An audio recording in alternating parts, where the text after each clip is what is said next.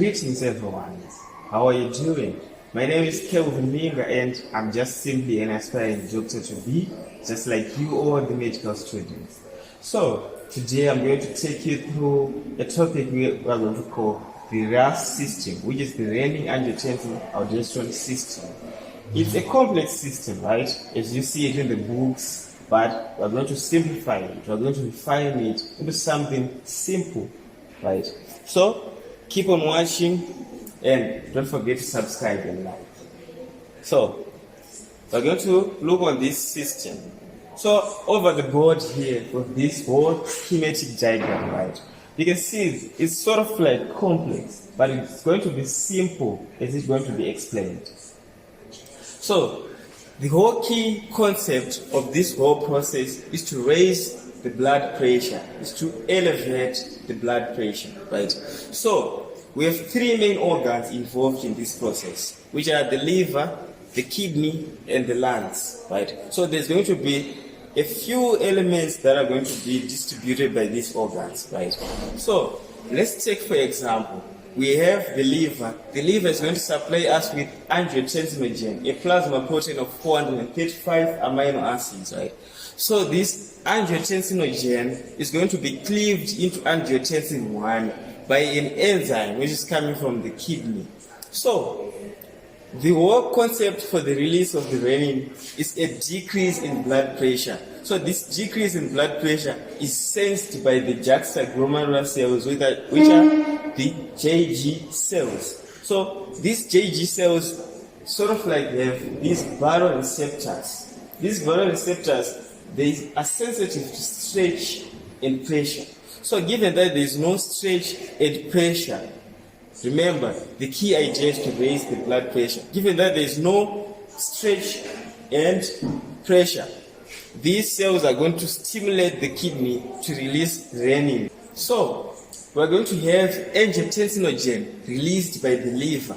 So, angiotensin is a large plasma protein, right, of 435 amino acids. So, we're going to break it down to cleave it into something which is smaller, right, which is angiotensin 1. So angiotensin is going to be cleaved by the renin enzyme into angiotensin 1. So given that there is a decrease in blood pressure, the JG cells, juxtaglomerular cells, they sort of like have baroreceptors which are sensitive to pressure and stretch. So given that there is no pressure here, they are going to stimulate the kidney to release the renin. So this renin is going to cleave this angiotensin into angiotensin 1. Angiotensin 1 is inactive.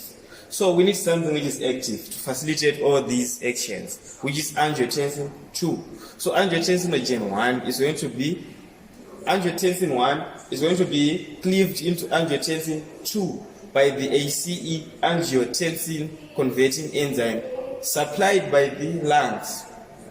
So given that we have this active angiotensin 2, it's going to act directly on the organs, like the blood vessels, or it's going to act on the adrenal gland, which has the adrenal cortex, that is going to release what? Aldosterone, right?